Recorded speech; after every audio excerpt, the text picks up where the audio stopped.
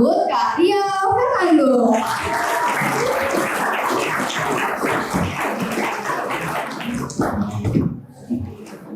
Keren-keren banget ya narasumber kita pada hari ini ya. Jadi makin gak sabar nih untuk dengar sharing dari kedua narasumber kita pada hari ini. Oke, kalau menurut Kak Ria nih, creative marketing itu apa sih? Oke, nah kalau menurut pendapat aku ya, ini juga salah satu hal sebenarnya yang tadi kita bisa bandingkan dengan marketing pada saat yang konvensional gitu, yang pada zaman dulu ya. Kalau zaman sekarang, creativity itu atau creative marketing itu benar-benar udah menjadi kunci utama. Kenapa? Kalau misalkan kita lihat video-video di TikTok atau video-video di Instagram, itu nggak sekarang semuanya tuh high quality, nggak kayak iklan-iklan di zaman dulu. Kalau misalnya kalian lihat di TV, itu syutingnya berhari-hari, editingnya berhari-hari, dan lain sebagainya.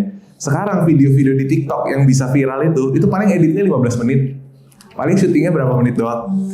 Nah, tapi kenapa bisa itu menjadi sangat efektif gitu? Kenapa bisa viral? Kenapa bisa grab so much attention? Karena ada kreativitas di belakangnya. Jadi, creativity is more important right now than ever before. Kalau zaman dulu, orang mau masukin ke koran nih, tinggal bayar. Nggak butuh kreativitas, dia tinggal tulis, dicari apa gitu. Misalkan, dijual apa, dijual rumah, segini gitu. Tapi kalau sekarang, kita taruh di Instagram, kita taruh di sosial media, tanpa ada kreativitas, maka orang tidak akan tertarik untuk melihat. Gitu, makanya kenapa sekarang cara orang mempromosikan, cara orang misalkan rumah tadi, jual rumah. Mereka udah nggak bilang rumahnya segini kali segini, tapi rumah ini cocok untuk Pak Sutri, gaji UMKM, apa. Jadi ada the story behind it yang dipakai untuk grab the attention. Jadi bukan lagi promosi zaman dulu taruh di billboard. Nah, karena apa? Kalau dulu yang penting itu visibilitas. Yang penting orang lihat. Jadi ada misalkan mau nyalek gitu ya, cuman taruh fotonya nomor 2 pilih saya gitu kan, taruh di billboard. Nah kalau zaman sekarang kita pakai sosial media, hal itu udah nggak efektif lagi. Sehingga kita dipaksa, ketika kita mau promosi, kita mau digital marketing, itu dipaksa harus ada creativity behind it gitu. Gimana sih Kak Rio ya untuk cara kita tuh tetap konsisten, tapi kualitas dan kuantitasnya tetap terjaga? Oke. Ya itu benar sih, itu salah satu struggle-nya juga untuk konsisten tapi kualitas tuh tetap terjaga, gimana caranya gitu ya. Kalau menurut aku itu kita kayak misalkan tadi kamu ngomongin tentang tren ya, kayak misalkan ngomongin tentang tren, menurut aku gak semua yang trending itu harus diikutin juga loh gitu, tergantung itu sesuai gak dengan standar yang udah kita tetapkan. Jadi gimana cara untuk menjaga kualitas ya, kamu harus punya dulu standar kualitas kamu tuh setinggi apa sih. Itu dulu yang ditentukan kira-kira, terus dibikinlah mungkin listnya atau apa, bikin guidelines gitu dalam pembuatan konten. Oh harus kayak gini, harus apa aja kriteria-kriteria menurut kamu yang kontennya tuh sesuai dengan standar kualitas kamu gitu. Nah sehingga ketika kamu membuat konten dan ternyata konten itu tidak sesuai dengan standar kualitas kamu, ya sebenarnya ada 2 pilihan, tergantung dari orangnya lagi nih, balik lagi ya. Kalau dari aku, menurut aku nggak selalu sesuai dengan standar kualitas is fine. Lebih baik kita konsisten daripada kita maunya idealis sesuai dengan harus kualitasnya harus bagus banget baru mau keluarin. Karena sebagus apapun kualitas konten kamu, sebagus apapun ide kamu, sebagus apapun eksekusi kamu, tetap akan ada orang yang nggak suka. Tetap akan ada orang yang menghujat, tetap ada aja netizen tuh ada aja gitu, yang hate comment gitu-gitu. Jadi menurut aku dibanding kita terlalu apalagi ya, mungkin kalau misalkan kita udah memikirkan tentang kualitas, itu pasti nanti jadinya lama-lama overthink. Jadi, aduh iya ya bener ya, waduh ininya nih, ininya. Dan setiap kali kalian bikin konten pasti ada flaws-nya, pasti ada. Sehingga buat aku sesekali, walaupun tidak sesuai dengan standar kualitas, it's also fine gitu. Yang penting, lebih penting adalah konsistensi. Jadi nggak perlu terlalu perfeksionis gitu ya. Betul. Daripada kita overthinking terus nggak jadi apa tuh di drama dulu ya. Betul. Nah, kayak pengalaman tuh ya. Kayak lagi cerita ya, tapi tetap kita harus punya tadi ya, standar kualitas kita mana, kita udah set dulu, sehingga kita membuat konten kita juga berdasarkan kualitas yang udah kita set tadi. Tentunya tetap harus ada dong yang dijaga. Apalagi khususnya kalau misalkan kayak aku ada agency, kita ngurusnya udah klien kan, pihak lain nih, bukan pihak sendiri, bukan usaha sendiri. Kalau usaha sendiri ya kita masih kayak ya udahlah gitu kan. Tapi kalau klien kan mungkin mereka nggak akan mau nerima kalau kok kontennya kualitasnya jelek sih gitu kan. Jadi tetap harus ada di set the standard dulu. Setelah itu ya kompromi kecil tidak apa-apalah gitu. Nah kalau misalkan ditanya platform mana yang paling efektif, itu sebenarnya balik lagi ke produk atau jasa apa yang kalian pengen jual sebenarnya ya. Tapi kalau misalkan ditanya secara general, karena gini, Instagram audiensnya itu beda dengan TikTok. Sehingga kalau misalnya di Instagram biasanya tuh brand-brand yang lebih luxurious, lebih mahal-mahal, price range-nya middle to up, itu biasa mainnya lebih ke Instagram atau ke YouTube gitu. Tapi karena aku udah pernah coba juga nih, kalau di TikTok nge-live gitu ya, terus jualan produk mahal, itu susah banget jualnya. Gitu, bisa tapi susah gitu, sehingga kita juga harus tentuin audiens kita tuh kira-kira kayak gimana, barangnya, produknya itu cocok di sosial media yang mana. Tapi kalau kita ngomong in general saat ini itu paling efektif ya di TikTok karena di TikTok itu ya algoritmanya masih sangat kencang. Jadi kamu bisa baru bikin satu video itu bisa langsung boom gitu, karena TikTok tidak didasarkan sama seberapa banyak followers yang kalian punya. Kalau Instagram kan harus punya followers dulu. Mungkin bisa lah sesekali Reels nempel masuk ke page-nya orang gitu atau explore gitu bisa. Tapi kalau TikTok ini benar-benar interest based. Bukan social graph. Bukan berdasarkan social tapi berdasarkan interest. Aku misalkan suka mobil. Ketika aku buka TikTok ya munculnya mobil-mobil terus gitu. Bukan orang-orang siapa yang aku kenal. Kira-kira gitu.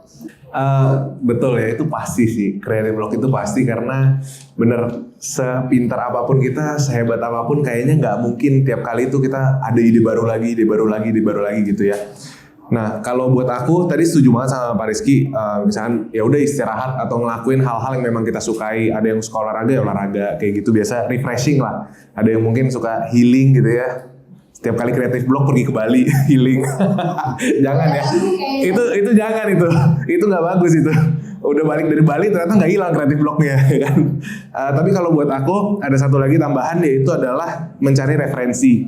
Jadi kita lihat-lihat juga misalkan kayak orang-orang di bidang aku tuh pada buat kontennya kayak gimana sih, kayak gitu, scrolling. Jadi aku juga lumayan suka spend time kalau misalkan lagi ada Creative Block itu untuk scrolling lihat creator di bidang aku tuh seperti apa sih konten-kontennya. Nah dari situ mungkin kita bisa ATM ya, amati tiru modifikasi, kira-kira kayak gitu. Dari referensi itu kan tadi kita bahas soal amati tiru modifikasi gitu. Yeah. Cuma sekarang kan sering banget ya kasus plagiarisme gitu ya. Menurut kakak sama teman kakak gimana sih mengenai modifikasi ini, strateginya gimana, dan bagaimana sebenarnya supaya kita tuh nggak plek-plek gitu dan juga konten yang ada? Gimana caranya? Jangan dijiplak persis sama 100% gitu.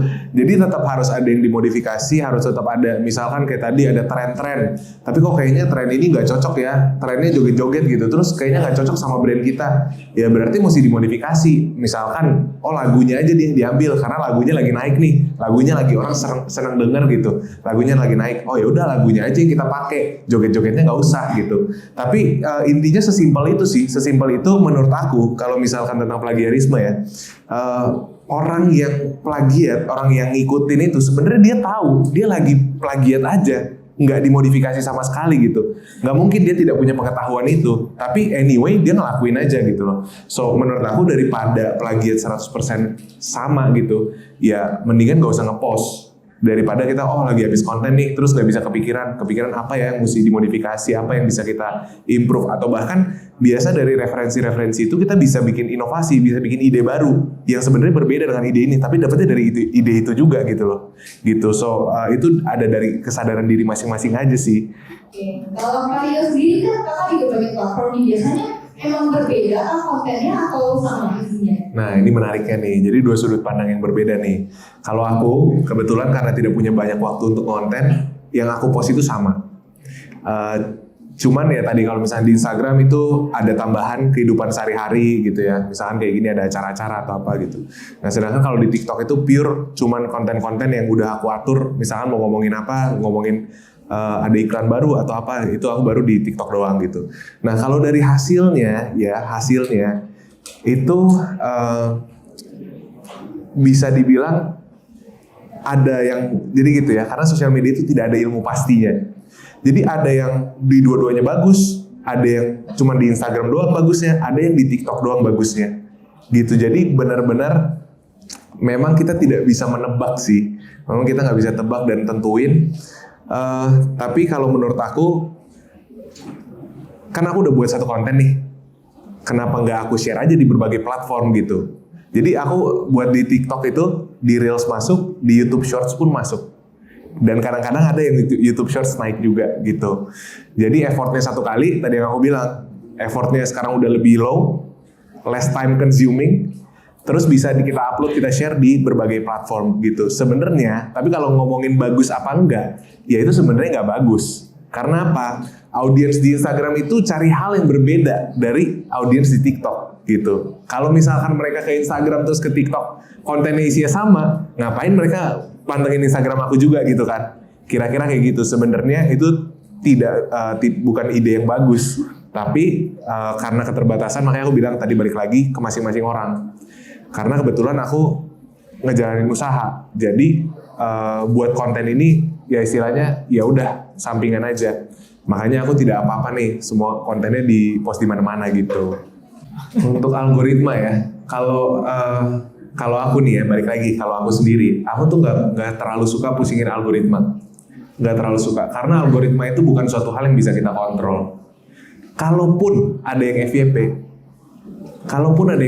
kalian nggak tahu ini algoritma apa sih yang membantu aku bisa FYP gitu. Paling yang bisa kita kontrol itu sejauh kayak misalnya tadi baca data, itu menurut aku penting juga. Menurut aku ada juga prime time, itu ada juga betul. Tiap brand atau tiap masing-masing akun itu beda-beda. Karena tergantung dari si penontonnya. Kalau penontonnya misalkan ya anak-anak SD, anak-anak SMP gitu. Walaupun sebenarnya SD nggak boleh nonton TikTok sih harusnya, tapi anak-anak SD sekarang udah banyak nonton TikTok tuh. Udah pasti mereka nggak mungkin nontonnya jam 10 pagi gitu, karena mungkin mereka lagi sekolah. Nggak mungkin mereka nontonnya jam 3 subuh, karena mungkin mereka belum bangun. Nggak mungkin mereka nontonnya jam 11-12, pasti udah disuruh mamanya tidur. Kira-kira. Jadi prime time itu ditentukan oleh apa? Ditentukan sama audiens kita sendiri. Audiens kita tuh siapa yang nonton? Mereka nontonnya jam berapa? Kira-kira kayak gitu. Nah tapi selebihnya dari itu, kalau masalah algoritma, aku tuh nggak mau terlalu pusingin. Karena setelah kamu merasa, oh kayaknya bener nih algoritmanya, 2 bulan lagi ganti. Algoritma is always changing. Jadi kamu nggak akan bisa pernah ngejar algoritmanya terus sesuai dengan keinginan kamu. Selalu eksperimen. Mungkin aku mau nanya dari POV-nya Kak Aryo nih. Kan Kak Aryo juga biasa bikin konten di YouTube. Gimana kalau di YouTube ya, kalau YouTube Shorts ya, YouTube yang video biasa, cara untuk menggait audiens itu utama kan lebih dari thumbnailnya, judulnya gitu. Mungkin biasa orang bilang ada clickbait-nya gitu. Tips-tipsnya Kak Aryo dalam YouTube Kak Aryo sendiri untuk menggait audiens dari visual luar yang tadi itu gimana? Kalau dari luar, maksudnya dari sebelum mereka klik videonya atau pas udah menonton videonya?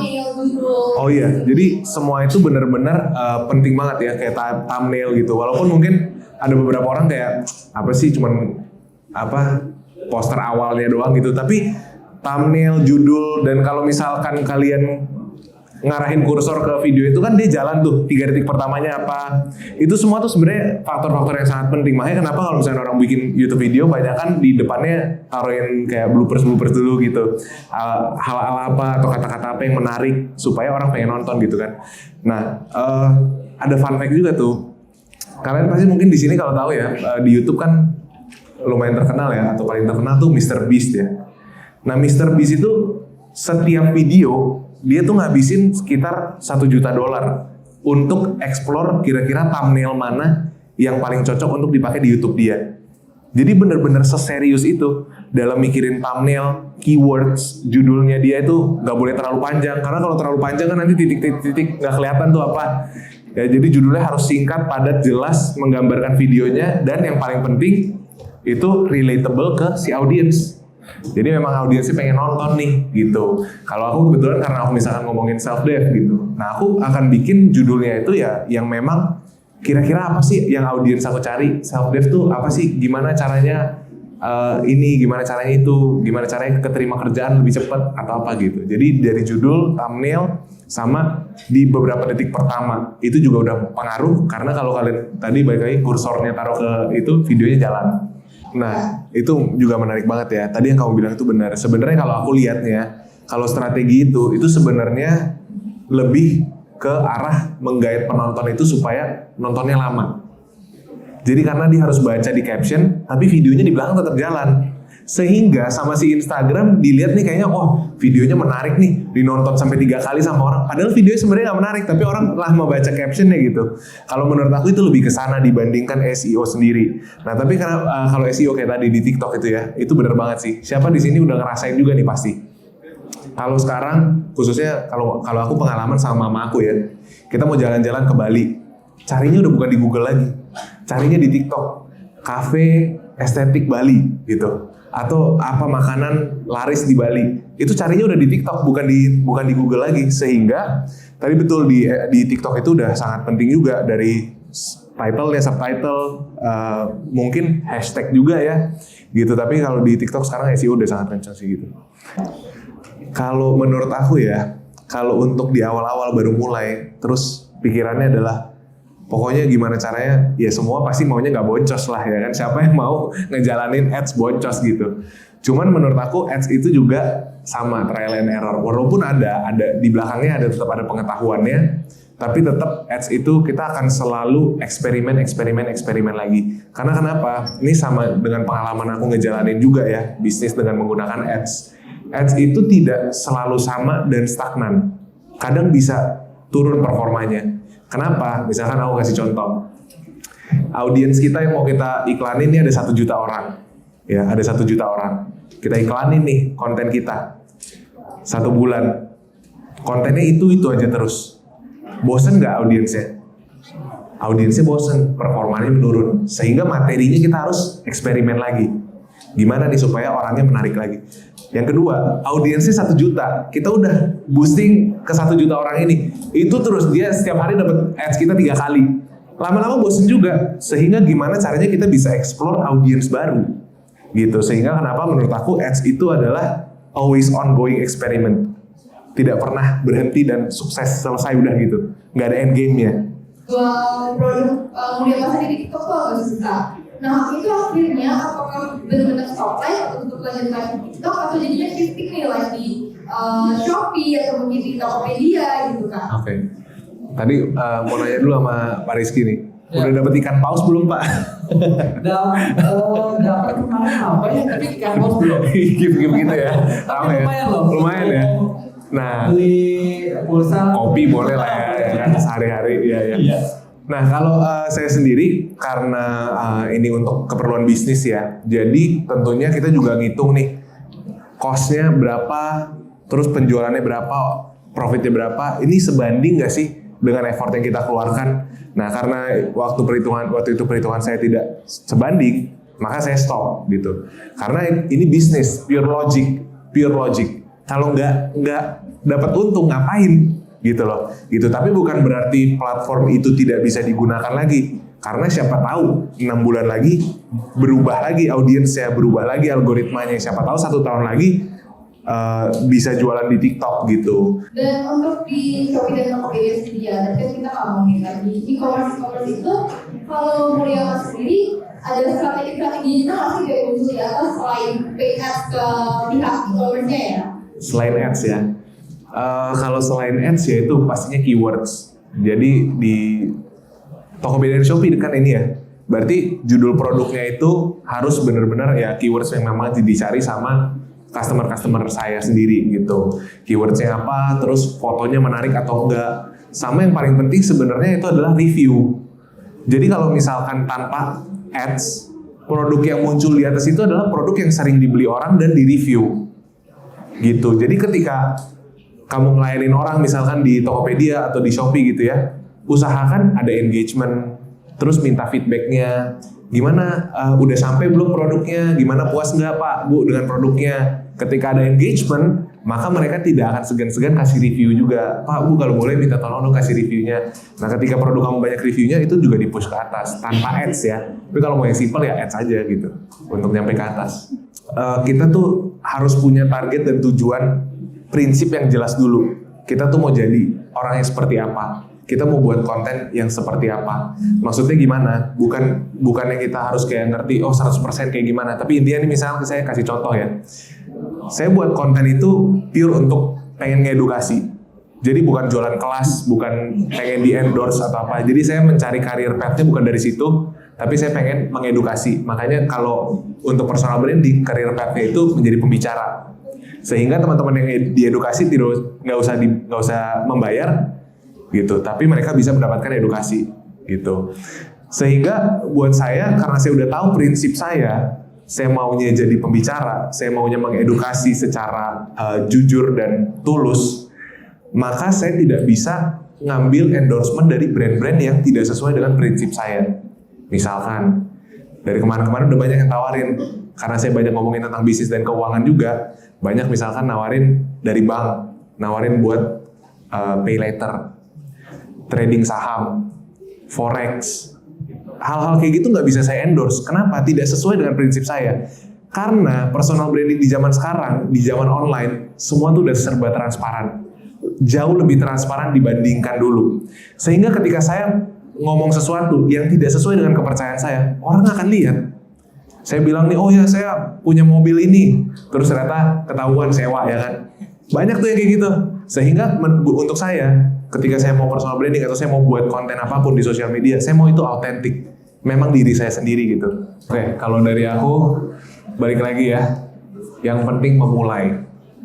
Jangan sampai kita udah seminar 3 jam, terus kalian gak ngapa-ngapain. Percuma. Kalian mau datang 100 seminar lainnya tentang digital marketing. Ya ini aku ngomong untuk teman-teman yang di sini memang punya cita-cita untuk kerja di bidang marketing atau pengen jadi content creator atau ya udah pengen ngonten aja gitu. Dicoba aja, dimulai aja. Karena kalau kalian nggak mulai, nggak akan pernah tahu. Mau kalian baca 100 buku, ikut course, ikut seminar, kalau nggak mulai nggak akan tahu. So, jangan disia-siain nih kesempatannya hari ini nih. Pasti kalau yang dari tadi emang udah tertarik nih, udah berapi-api nih, habis ini pengen ngonten nih. Jangan sampai padam apinya. Ngonten aja dulu, mulai aja dulu gitu. Nanti pelan-pelan baru kita akan tahu gitu. Karena aku yakin di sini juga banyak nih kayaknya tadi udah dengar beberapa cerita, udah pada pengen bikin konten gitu kan. Jadi jangan diundur-undur. Mulai aja dulu. Thank you, keren banget atas kita pada hari ini.